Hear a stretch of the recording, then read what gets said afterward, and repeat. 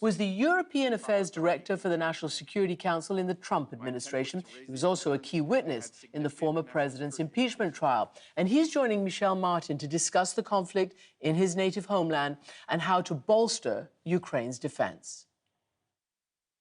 Thanks, Christian. Lieutenant Col Vindman, thank you so much for joining us once again. Thanks for having me on, Michelle. In your latest piece in Foreign Affairs, you make the case that while Ukraine has certainly fought valiantly against the Russians, they are going to run out of fuel, ammunition, weapons, aircraft, etc. You propose that the U.S. and its allies should implement a Lend-Lease program modeled on one that provided arms and assistance to U.S. allies in Europe during World War II. The administration has been very focused on sanctions, which you can understand the long-term accountability piece of that. But it's hard to see what the immediate benefit is to Ukraine fighting in the trenches as they're seeing people being slaughtered. So what I'm asking you, based on your expertise, both militarily and sort of politically, what are some steps that could be taken? So first of all, on the sanctions, which is we already made some headway there. There's more headroom for additional sanctions. Some of these, we have to realize that some of these are kind of, they're important, but they're feel-good sanctions. There might be a pocketbook cost to the American public, but we have to remember that we're trying to avoid a war and we're trying to warn off Russian escalation. And there are things we could do to soften that blow. We could subsidize some of the oil and gas prices for our public and for the European public to get us there. So that's one of the critical things we could do. This Lend-Lease idea is based off of something we did in World War II to support the precursor to Russia, the Soviet Union, who was fighting an existential war against the Nazis. Now we need to do the same thing for Ukraine. And that's actually one of the striking things. There's a messaging component to it. We're supporting Ukraine against the fascist Russia that's looking to destroy this large, sovereign, independent state, democratic state that's striving to join the international democratic union. And the things we need to do is we need to establish depots. And these are basically forward positions of logistics to on-demand serve Ukraine's interest. It's too late for us to wait for Ukrainian requests for supplies and then ship it in and then figure out how to distribute it. We need it right there. So as soon as the Ukrainians want it, they collect it, they move it into the country. That's basic things like water, fuel, food, medical supplies for the enormous civilian casualties right there on the spot. It's also military supplies, ammunition, bullets, again, fuel for military vehicles. It's more javelins, these anti-tank systems, it's more Stingers, but it's also more capable systems that really get at the heart of Russia's advantages. And the most important thing is air power. Russia has a massive advantage in terms of air power and long-range fires. These are the ballistic missiles that have been raining fire down on Ukrainian cities from many, many kilometers away, hundreds of kilometers away, in fact. And what we could do is we could arm the Ukrainians with these legacy planes from Eastern Europe. We're overthinking that one. We're now bogged down on how do you get them across the border. You put Ukrainian pilots in and you have them fly across the border. That is not going to trigger a third world war that we're giving planes and letting the Ukrainians fly them across the border. What is the key difference here between what the United States is doing now is that we're actually supplying the hardware even if we're not operating it ourselves? So that's there's a couple things. First of all, we're providing right now, we've provided thousands of tactical systems that have tactical effects. We need operational systems that have operational effects. These are the things that are going to really undermine Russia's ability to fight this war and to execute a campaign that's going to really punish cities, destroy cities, kill thousands of people. That's where we're on the cusp of right now.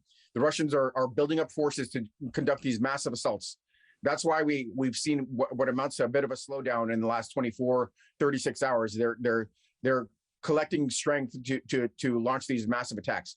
So getting these capabilities in place now could have a meaningful effect on the battlefield. It could strike Russian planes on their airfields in annexed Crimea, in Belarus, on the Russian side of the border, in the airfields adjacent to the Russian side of the border. Helicopters, ballistic missiles, those are the things that we need to help the Ukrainians target.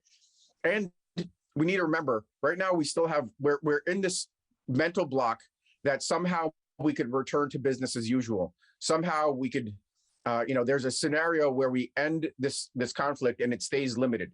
But that's not the trajectory we're headed toward. We're headed towards a trajectory of protracted war that gets increasingly nasty and draws us further in. The decisions that we think are tough today are going to be easier in the future. We're going to have much, much more difficult decisions to make in the future. We just need to look ahead a little bit and not think about just short-term risks, but medium and long-term risks, how this develops in a very, very violent way that drags us in. And if we make that switch, then it's easy to provide these capabilities, these systems to the Ukrainians, and they could man them. What is your sense of why the administration and other allies are hesitant? As you've said, the big debate has been over the United States and the allies and NATO enforcing a no-fly zone over Ukraine. There seems to be no political will on either side of the aisle for that in the United States, at least, and certainly not in NATO. But you're saying that's not necessary. The Ukrainians could do this. So why do you think, what's your read of the situation here? I'm not even sure where to begin because there are so many different features here, but one of them is this defeatist attitude that somehow, based on these assumptions, looking at tables on a chart and how much force that Russia had to bring to bear, and what the Ukrainians had, that this would end quickly. And in this kind of mentality, you're looking to minimize risks because the outcome is inevitable. So why put resources in, and why risk a larger confrontation with Russia if it's inevitable? We're still not off that, frankly. There's still a defeatist attitude because people that, in a lot of cases, there just really aren't that many specialists that focus on Russia, that look beyond the tables, that understand, what the asymmetries in morale, that the fact that the Ukrainians will not roll over, that the Russians don't have sufficient combat power. There's also a great deal of wishful thinking in the White House, below the level of the president, that this stays limited, that there's a way to let this play out between the largest country in the world and the largest country in Europe, and nobody else gets involved. That is a absurd assumption because already there's enormous pressure growing on Eastern Europe. They're bearing the brunt of this with regards to refugees flows. They're the ones that are most forward-leaning. Certainly the Baltics, the Poles, the Romanians recognize that this doesn't end with Ukraine, and they want to do more. We're the ones that are holding them back. We're the ones that actually arrested, from what I hear, the transfer of these aircraft in the moments that it was conceived, because we thought it was too risky. And now we're pushing it, but we lost the momentum. Frankly, we lost the momentum. There was an opportunity to do this, and it's because we're risk averse. We still think there's a chance that this goes back to business as usual. Where in fact, in a Cold War, we're headed towards a hard war. And these folks, these people that I've gotten to know, don't get it. They simply don't get it. They're focused on things that matter under almost every other circumstance, like upcoming elections and fuel prices. And what that means, instead of understanding that we're in a fight for the future of the 21st century, and that we're either going to face an enormously emboldened and more powerful adversary, even though it might be isolated economically in the form of Russia in the authoritarian world, or authoritarianism, the authoritarian world that we've been concerned about, that's surging forward, is on its heels. I've got to say, this is the most forward-leaning I've been in, frankly, in terms of criticism. But we're at a tipping point, so it's important to make these points. It's a very insular administration. These are folks that have been close to President Biden, Vice President Biden, for years, and they want to insulate them against the shocks of mismanagement, like Afghanistan, where these people actually were the ones responsible for accelerating plans that didn't really make sense, or executing a withdrawal that should have been more thoroughly planned. And they're still there. And so sometimes you need to be able to tell the boss that he's not wearing any clothes, that his assumptions are invalid, that in fact the risks of escalation are minimal. And he doesn't have people that could do that right now. He has people that are going to go cater to his wishes, and are not going to push back. At minimum, there needs to be a little bit more reflection about the missteps we've had over this year with regards to the execution of Afghanistan, not the policy decision to leave, but the way it was executed and shepherded by the National Security Council. And then again, now with this major war unfolding, they're underperforming, and I'd like to see more. This is not a sharp criticism against President Biden, because President Biden, frankly, in fact, is a product of 20 years of Ukraine and Russia policy, where we have been looking at this relationship through a soda straw. We've biased our activities towards Russia, thinking that we could do more than we can, instead of places like Ukraine, where we have willing partnerships. And I also wanted to ask, though, what impact you think the sort of the 4 years of the former president's posture toward Russia, what impact that's having now? He's no longer in office, but some of the people who are espousing that view still are. I'm wondering what influence that perspective has on the president's ability to sort of coalesce around a more aggressive strategy. This is a critical point. Frankly, the logic now that most of the American public just didn't have the context to understand is the importance of arming and supporting Ukraine, and the president's corruption and abuse of power in the first impeachment, how that's directly connected to today. There is now, it's not a leap anymore. It's the fact that the president undermined that relationship. That's clear. But there's a deeper point here. I was saying that we were headed towards this confrontation with Russia sooner or later. Based on Russia's provocative actions, they were eventually going to cross a red line.